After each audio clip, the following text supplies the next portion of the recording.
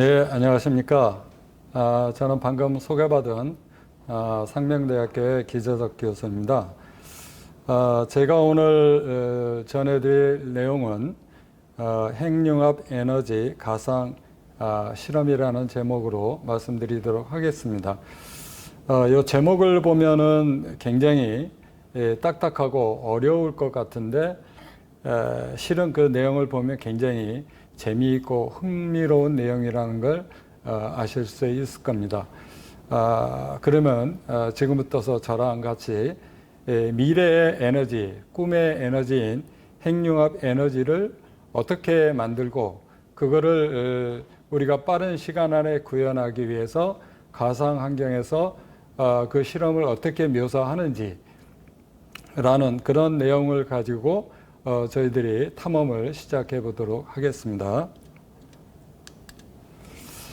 먼저 말씀드릴 그 순서는 좀 전에 말씀드렸던 핵융합 에너지라는 그런 에너지를 어떤 원리에 의해서 생산하고 어떤 장치에서 생산하는지 그러한 내용을 가지고 먼저 1장에서 말씀드리고, 그리고 그러한 에너지를 생산하기 위해서 실험하는 결과를 어떻게 가상화를 하고 그리고 실험 후에 그 실험 장치들이 어떤 부분에서 그 문제가 있었는지를 원격으로 유지 보수를 어떻게 해야 되는지, 그리고 가상으로 만들어진 실험 결과의 내용을 어떤 디스플레이 장치를 통해서 확인하는지, 이런 내용을 가지고 말씀드리도록 하겠습니다. 그리고 마지막으로는 핵융합 에너지의 미래에 대해서 간단하게 소개해 드리도록 하겠습니다. 먼저 첫 장에서는 K-STAR 핵융합 장치 개요라는 제목으로 말씀을 드릴 텐데요. 이 첫 장에 들어가기 전에 제가 던진 질문이 하나 있습니다. 우리나라에 실제로 만들어진 인공 태양 장치가 있을까? 여기서 인공 태양 장치라는 말이 나오는데, 우리가 태양을 인공적으로 만들 수 있을까? 어렵겠죠, 그죠? 여기서 인공 태양이라고 하는 건 태양은 굉장히 무궁무진한 굉장히 강한 에너지를 스스로 만들어서 뿜어내고 있는데, 이렇게 태양이 스스로 만들어내는 그런 에너지와 같은 유사한 에너지를 만들 수 있는 그런 장치, 그게 바로 이제 인공 태양 장치가 되겠죠. 그게 있을까? 우리나라에 답을 말씀드리면 네, 있습니다. 그게 K-STAR라고 하는 이런 인공 태양과 같은 그런 장치로서 말씀드렸던 핵융합 에너지를 만들어내기 위한 실험 장치가 K-STAR이고, 우리나라에 이 핵융합 장치를 통해서 어떻게 핵융합을 하는지 이런 내용을 가지고 1장에서 설명드리도록 하겠습니다. 먼저 이제 그 핵융합 장치를 아시려면 핵융합이라는 게 뭔지를 아셔야 핵융합 장치를 이해하실 수가 있을 겁니다. 핵융합이라고 하는 거는 가끔씩 그 언론에 보도되기는 하지만 많이 여러분들이 접해보지 않은 그런 용어이기 때문에 많은 분들이 아마 생소하실 수가 있습니다. 핵융합이라고 하는 의미는 결론적으로 말씀드리면 인공 태양을 만드는 핵심 기술이 됩니다. 이 고온의 상태에서 가벼운 원자 핵들이 융합이 돼서 더 무거운 원자핵이 되는 과정에 막대한 에너지가 발생하게 되는데, 이러한 에너지를 핵융합 에너지라고 합니다. 아시는 것처럼 태양은 거대한 가스 덩어리로 이루어져 있는데 대부분이 수소로 되어 있죠. 높은 온도와 중력을 지닌 태양의 중심에서는 계속해서 수소가 헬륨으로 만들어지는 반응이 활발하게 일어나는데 이런 반응을 핵융합 반응이라고 합니다. 여기서 생기는 많은 양의 에너지 때문에 태양이 빛을 내고 뜨거운 열을 방출해서 우리 지구상의 많은 동식물들이 그 에너지를 이용해서 살아가고 있는 거죠. 인공적인 핵융합은 태양에서 나타나는 그 초고온 상태의 수소 핵간 융합의 원리를 인공적으로 발생시켰다 해서 인공태양이라고 하는데, 우리나라에서는 이렇게 인공태양을 만드는 곳이 어디에 있느냐면 한국핵융합에너지연구원에 있고, 한국핵융합에너지연구원에서는 K-STAR라고 하는 장치를 통해서 핵융합 에너지를 생성하는 것을 연구를 하고 있습니다. 좀 더 핵융합에 대해서 구체적으로 말씀을 드리면, 저희가 우리나라뿐만이 아니라 많은 그런 선진국들이 핵융합에 대해서 연구들을 하고 있는데, 주로 핵융합에 대해서 연구를 하고 있는 내용은 다음과 같이 이 중수소라고 하는 거하고 삼중수소라고 하는 거를 아주 고온의 플라즈마 속에서 가열을 해서 헬륨을 만들고 그 다음에 중성자가 튀어나가고 그러면서 질량이 감소하게 되는데, 이 감소된 질량에 의해서 아인슈타인이 제기를 했던 이 질량 결선에 의해서 만들어지는 에너지는 E=mc 스퀘어죠. 그러니까 줄어드는 질량에다가 빛의 속도의 자승을 곱하는 어마어마한 에너지가 생성이 되는 거죠.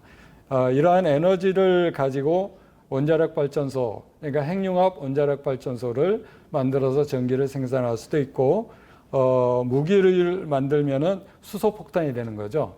여러분들도 아시는 것처럼 최초의 수소폭탄은 미국에서 1952년도에 실험을 했었고, 그 다음에 1954년도에 러시아에서도 실험을 했고, 실제 이 핵폭탄을 투하한 사례는 없죠.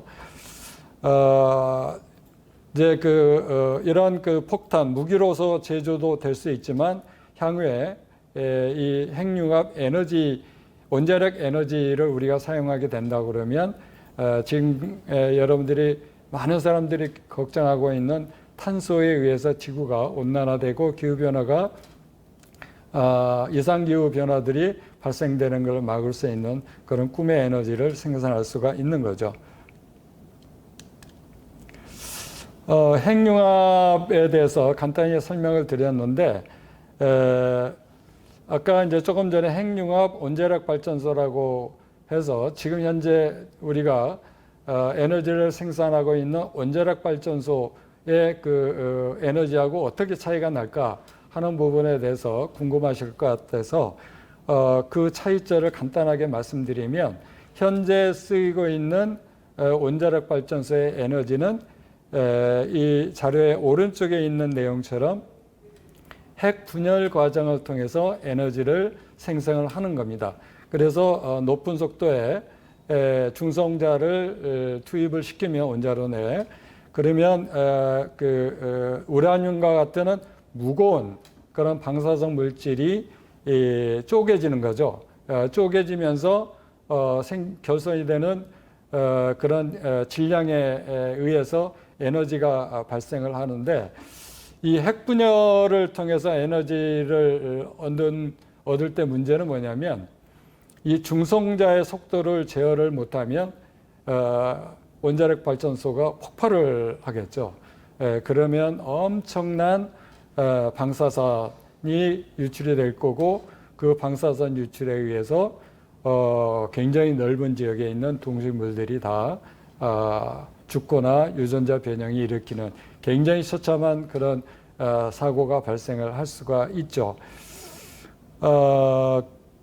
그래서 현재 이제 원자력 발전소에서는 이런 중성자의 속도를 줄이기 위해서 물을 전기 분해해서 중수소를 만들어서 그 중수소를 통해서 이 중성자의 속도를 제어를 할 수 있기 때문에 안정적으로 에너지를 생산을 할 수가 있는 거죠.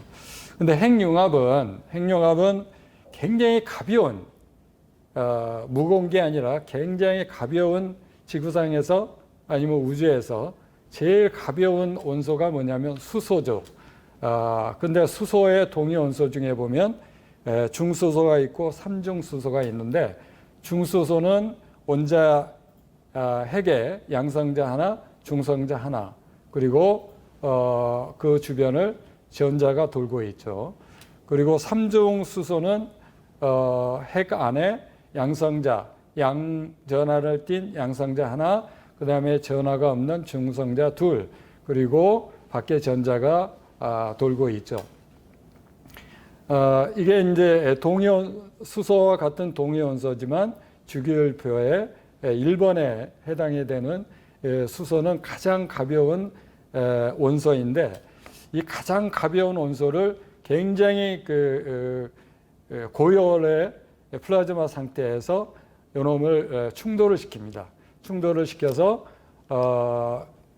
이게 깨지는 거죠. 깨져서 헬륨이라고 하는 원소가 만들어지고 중성자가 튀겨나가는데, 여러분들도 그 생각을 해보시면 2살, 3살, 4살 이런 어린아이들을 일정한 장소에 오랫동안 잡아놓을 수가 있을까요? 쉽지가 않겠죠. 그죠?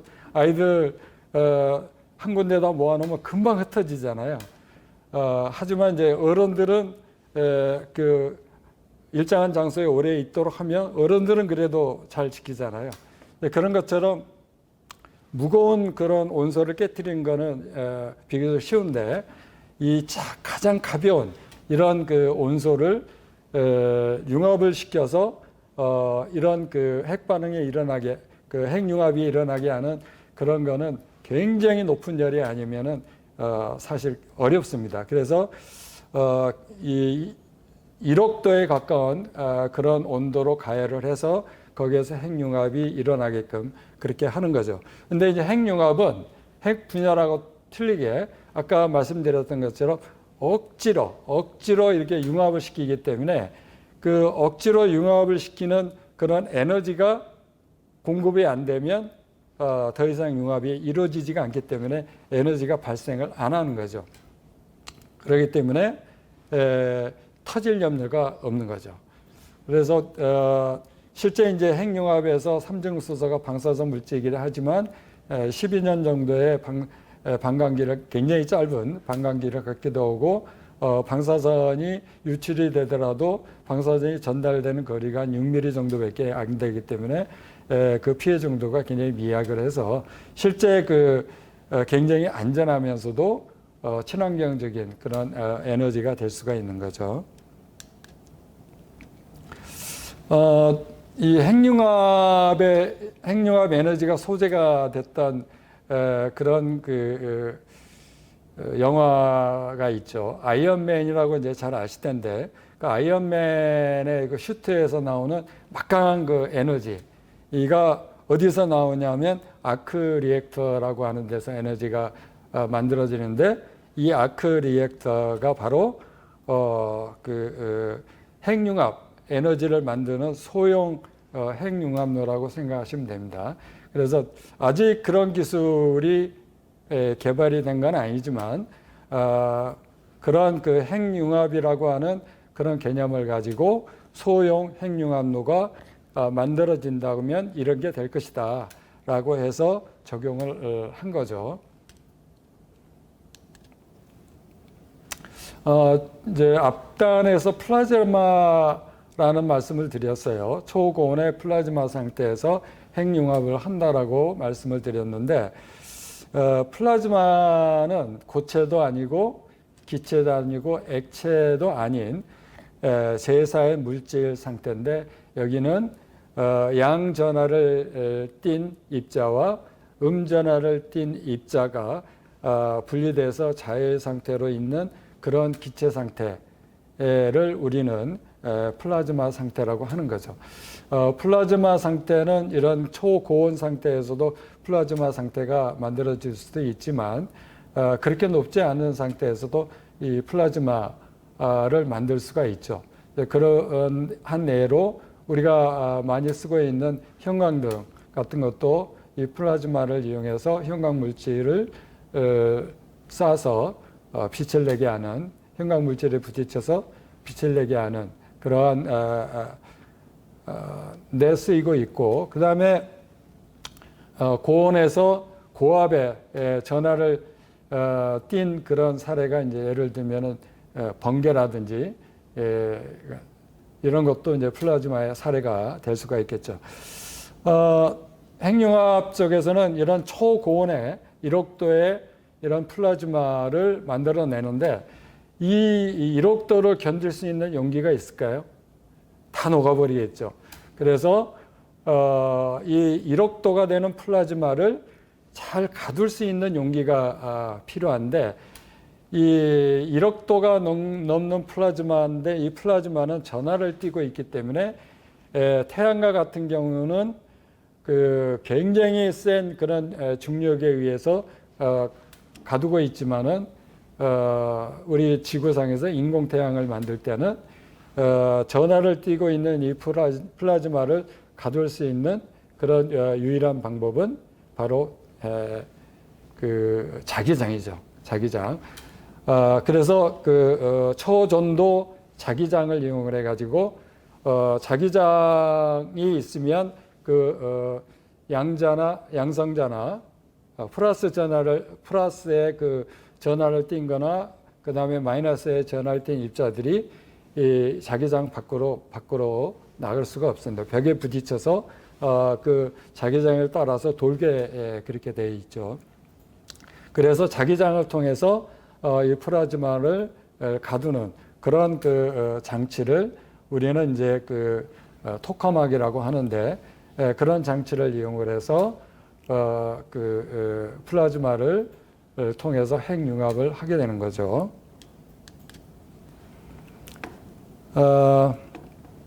이렇게 이제 지구에서 인공태양 장치를 통해서 핵융합 에너지를 만들 수 있도록 하기 위해서는 어떤 조건들이 필요하냐 하면은 필수적인 조건이 세 가지가 필요한데, 일단 연료가 필요하겠죠. 그 연료가 앞에서 말씀드렸던 중수소, 그러니까 원자 핵에 양성자 하나, 중성자 하나가 있는 중수소와 그 다음에 원자 핵에 양성자 하나, 중성자가 둘이 있는 삼중수소, 요 두 가지 연료를 투입을 하는데, 중수소는 바닷물을 전기 분해하면은 만들 수가 있으니까 무궁무진하게 우리가 얻을 수가 있죠. 그 다음에 삼중수소는 여러분들이 많이 쓰시는 핸드폰의 배터리가 뭘로 만들어져 있죠? 리튬으로 만들어져 있죠. 이 리튬을 바닷속에서 역시 얻어낼 수가 있습니다. 그래서 이 리튬의 매장량도 굉장히 많기 때문에 거의 무한적으로 우리가 쓸 수가 있죠. 그래서 바다에서 이 중수소와 삼중수소 연료를 얻어서 이거를 투입을 하게 되는데, 실제적으로 삼중수소는 이 리튬을 통해서 아까 말씀드렸던 핵융합 장치에서 만들어냅니다. 그래가지고 이 삼중수소를 그 내부에서 만들어서 연료로 투입을 하고, 중수소도 만들어서 연료로 투입을 하죠. 그 다음에 이제 핵융합이 일어나려면 어떤 환경이 필요하냐? 1억 도 이상의 초고온 플라즈마가 있어야 되겠죠. 그래서 이 플라즈마를 어떻게 1억 도가 잘 유지되게 만드느냐, 이게 이제 앞으로 우리가 해결해야 될 그런 분야가 되겠죠. 그 다음에 아까 말씀드렸던 것처럼 1억 도를 잘 가두어야 되는데, 1억 도를 가두지 않으면은 1억 도를 담을 용기가 없어요. 다 녹아버리겠죠, 그죠? 그래서 1억 도를 잘 가두기 위해서 자기장을 쓴다고 했는데, 이런 자기장을 이용해서 1억 도를 어떻게 하면 잘 가둘 것인가 하는 그런 장치, 그걸 토카막이라고 하는데, 이런 장치를 어떻게 만들 것이냐, 이런 것들을 가지고 계속 지금도 연구를 해나가고 있고, 이런 연구를 통해서 실제 핵융합 통해서 에너지를 얻을 수 있는 발전 설비는 우리나라에서는 한 2050년 정도에 만들 것을 목표로 해서 진행을 하고 있습니다. 전 세계에서 학자들은 한 2030년대 이후, 그러니까 2040년도 되면 그런 실증 발전소를 만드는 걸 목표로 하고 있지만 여러 가지 해결해야 될 부분들이 많아서 정확하게 사실은 기간을 예측하기는 쉽지는 않은 것 같습니다. 지금까지 여러분들한테 핵융합이 뭔지, 그리고 핵융합을 만들기 위해서 어떤 조건들이 필요한지 뭐 이런 것들을 설명을 드렸고, 앞에 이 장에서 소도에서 여러분들한테 던진 질문이 인공태양을 만들 수 있는 장치가 우리나라에 있는가? 제가 있다고 말씀드렸는데 그게 K스타라고 했었죠. 그래서 이 K스타는 한국핵융합에너지연구원에 있고 이 핵융합 에너지연구원에 있는 실험장치를 우리는 K스타라고 명칭을 붙여서 연구를 하고 있습니다. 그래서 우주는 진공 상태잖아요. 그래서 우주의 상태하고 유사한 그런 진공 상태에서 실험을 하고 있는데, 지금 보시는 것처럼 이 K스타의 동그랗게 생긴 부분이 이제 주 장치이고, 이게 이제 토카마기 안에 있는 거죠. 그 다음에 그 주변에는 이제 말씀드렸던 연료를 공급하는 장치라든지 등등의 여러 가지 장치들이 있는 거죠.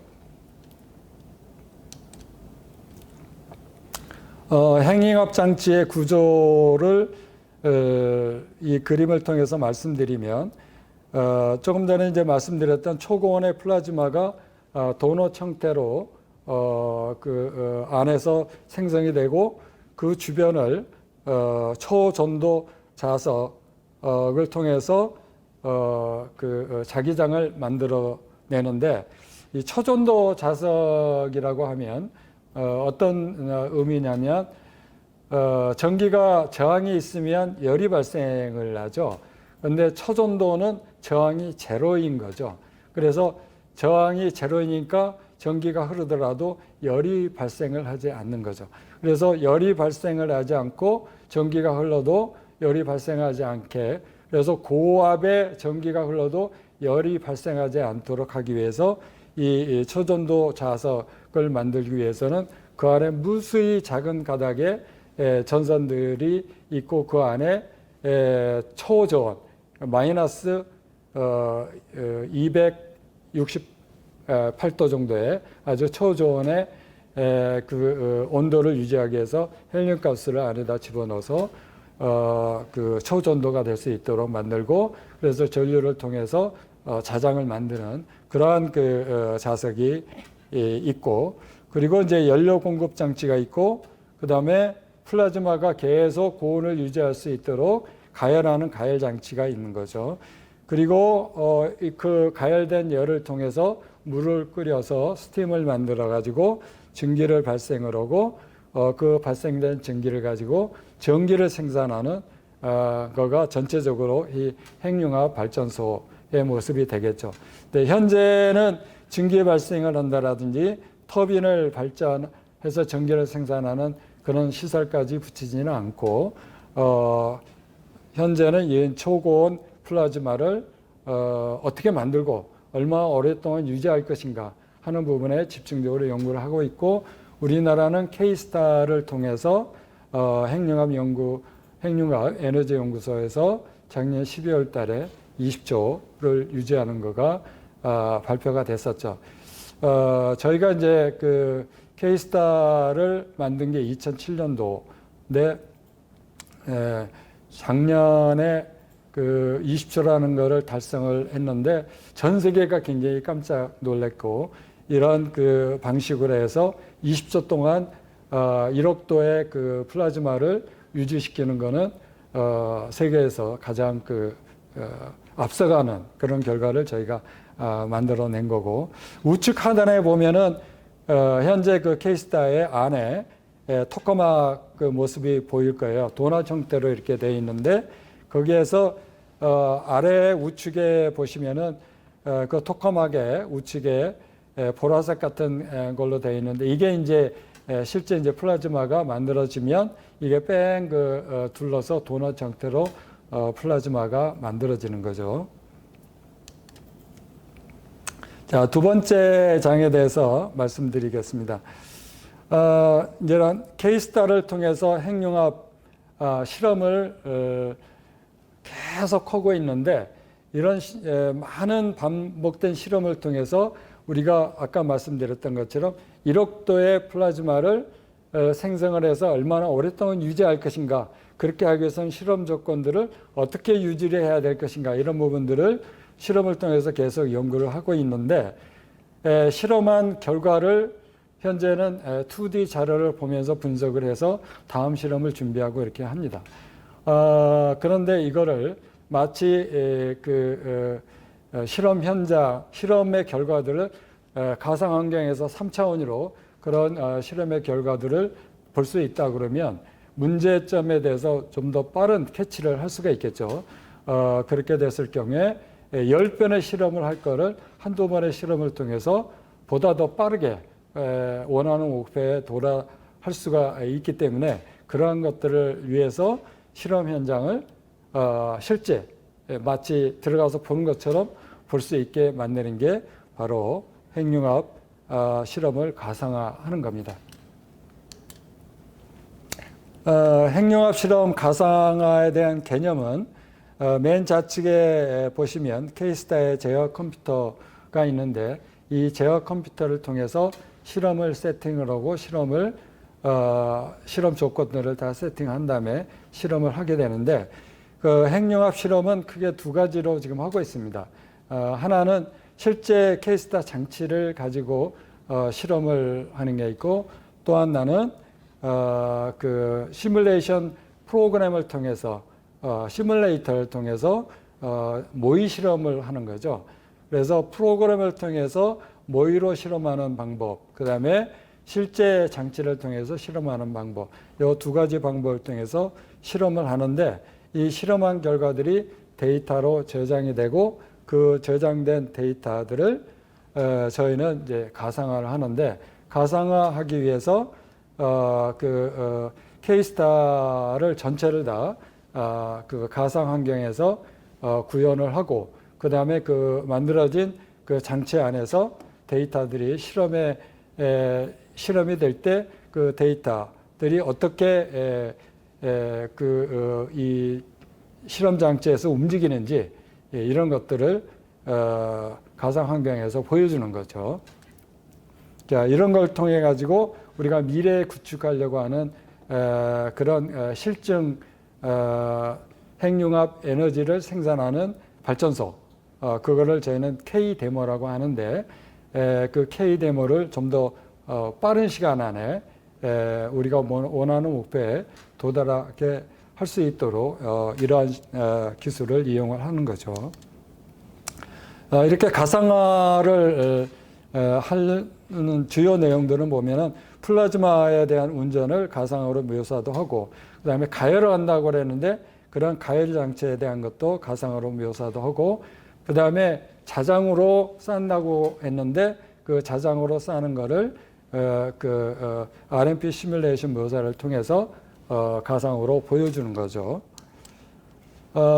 이제 조금 전에 가열하는 거를 가상으로 묘사를 한다고 그랬는데 가열하는 거를 가상으로 묘사를 하면서 플라즈마도 같이 보여주게 되는데 이 가열하는 방법을 크게 두 가지로 지금 저희는 묘사를 하고 있는데 두 가지 가열 방법에 대해서 묘사를 하는데 하나는 MBI 묘사.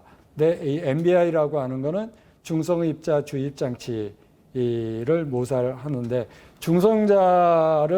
이온화된 중성자를 쏴서 가열을 하는 거죠. 그런 것들을 우측에 있는 그림처럼 중성자 입자들이 들어가고 이것이 가열이 돼 가지고 그 다음에 양성자를 띤 핵 과 그다음에 전자, 중성자들이 어떻게 움직이는지를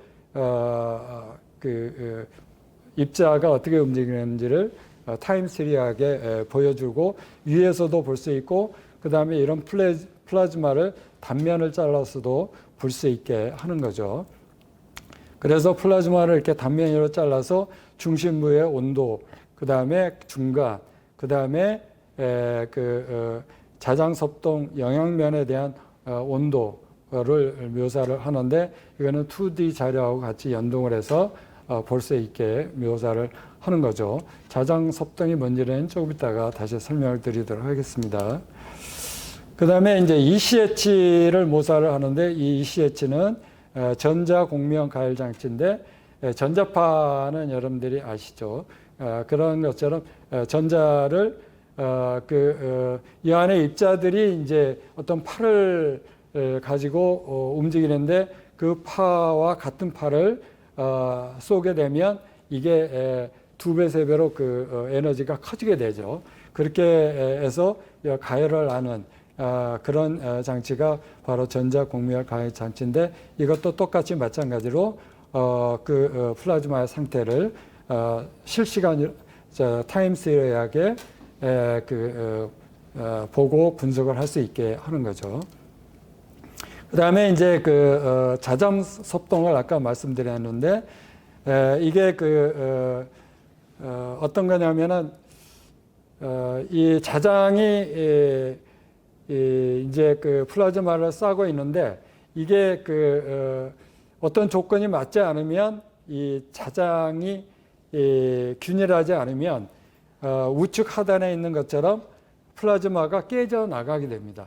그렇게 되면은 실패하게 되는 거죠.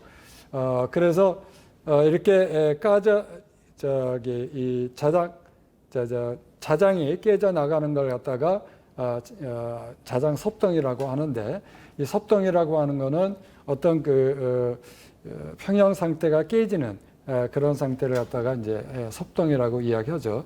그래서 자장 섭동은 이런 자장의 평형이 깨진 그런 상태를 자장 섭동이라고 하고 자장 섭동이 깨지면 고온이 밖으로 나갈 수가 있기 때문에 더 이상 실험을 할 수가 없는 거죠. 그래서 이렇게 깨졌을 때 어떤 이유에서 깨지는지를 분석을 해서 다음 실험을 준비하게 되는 거죠. 자, 이렇게 이제 실험을 하고 난 다음에 아까 말씀드렸던 것처럼 고온의 플라즈마가 자장 섭동에 의해서 깨져서 나가면은 이 토카막이 손상을 입을 수가 있습니다. 그래서 그런 손상 입은 거를 사람이 들어가서 바로 볼 수가 없기 때문에 로봇을 집어넣어 가지고 어디가 손상이 났고 그 손상이 난 거를 수리를 이 로봇을 통해서 해야 되는데 아직까지 어떤 로봇을 가지고 어떻게 수리를 할 것인지 정해지지는 않았습니다. 그래서 저희가 이 현재 토카막하고 유사하게 조그마한 그런 마커를 만들고 그 다음에 거기에 들어갈 수 있는 로봇이 어떤 게 적정한지를 현재 개발을 해서 거기 안에 로봇이 들어가서 모니터링을 할 수 있게끔 하는 그런 로봇을 개발하고 그래서 가상의 환경에서 햅틱 장비를 가지고 가상의 로봇을 가지고 운전을 하면 좌측에 보시는 것처럼 실제 로봇이 가상하고 동일하게 토카막 안에 들어가서 손상이 된 부분들을 찾고 그 다음에 떨어진 파편 같은 것들은 집어서 꺼낼 수 있는 그런 매니플레이터 로봇을 개발을 해서 디지털 트윈 방식으로 현재 개발을 하고 있습니다. 그 다음에 이걸 보기 위한 디스플레이 장치는 이런 하프돔 형태로 해가지고 마치 토카막 안에서 실험 내용을 보는 것처럼 하기 위해서 이런 하프돔으로 해서 수평으로 175도를 볼 수 있게 하고 그 다음에 수평으로는 116도를 수직으로는 볼 수 있게 그렇게 해서 몰입감 있게 실험 상황들을 가상환경에서 3D로 볼 수 있도록 그렇게 만들고 있죠. 핵융합 에너지의 미래에 대해서 간단하게 말씀드리도록 하겠습니다.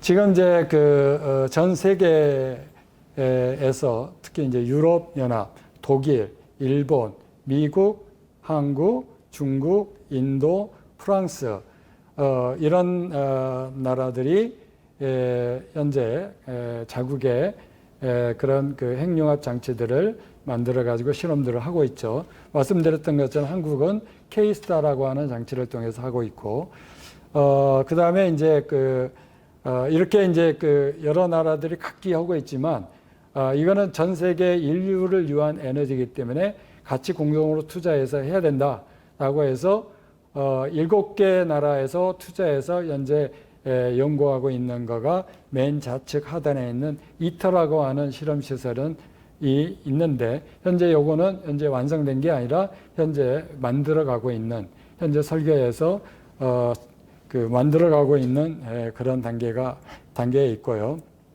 이 이터는 프랑스에 위치해 있습니다.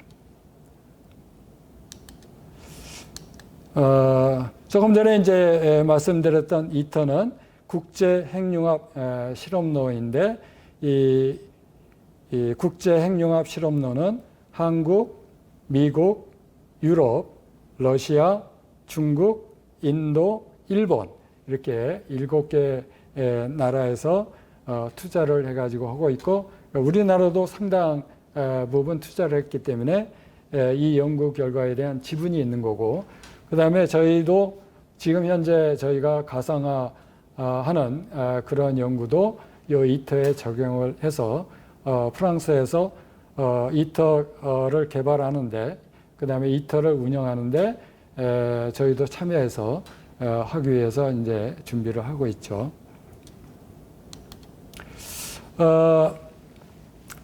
이게 이제 성공을 해서 미래의 핵융합로는 어떤 모습이 될까? 앞에서 우리가 이야기했던 아이언맨의 아크 리액터를 말씀을 드렸던 것처럼, 불과 이제 1947년도에 애니악이라는 그런 컴퓨터는 1800개의 진공관을 가졌고 30톤이라는 어마무시한 그런 무게를 가졌는데, 지금은 이 애니악보다 더 성능이 좋은 그런 컴퓨팅 기능을 가지고 있는 스마트폰, 불과 150g, 성능은 훨씬 뛰어나죠. 그런 것처럼 현재는 굉장히 큰 그런 실험 시설에서 연구를 하고 있지만, 이것도 마찬가지로 아이언맨의 아크 리액터처럼 굉장히 작은 소형 핵융합로가 만들어지면, 그러면 우리가 친환경적인 그런 꿈의 그런 에너지를 가지고 지금의 우리가 고통받고 있는 그런 지구 환경의 변화로부터 벗어날 수 있지 않을까 하는 기대를 가지고 있고, 또한 이러한 것들을 통해서 우리는 굉장히 많은 무수한 그런 다양한 산업 일자리를 역시 창출할 수 있는 좋은 산업이기 때문에, 여러분들이 이런 핵융합 쪽에 좀 더 관심을 가지고 앞으로 2050년 이후에 실증이 되겠지만, 그 전에도 많은 연구자들이 필요하고 그 위에 산업으로서 성장할 수 있는 부분이기 때문에 관심을 가지고 여러분들 자녀나 또 여러분들이 이쪽 분야에 연구를 하고 관심을 가졌으면 좋겠습니다. 자, 이상으로 핵융합 에너지에 대한 가상화 실험에 대해서 설명을 마치도록 하겠습니다. 감사합니다.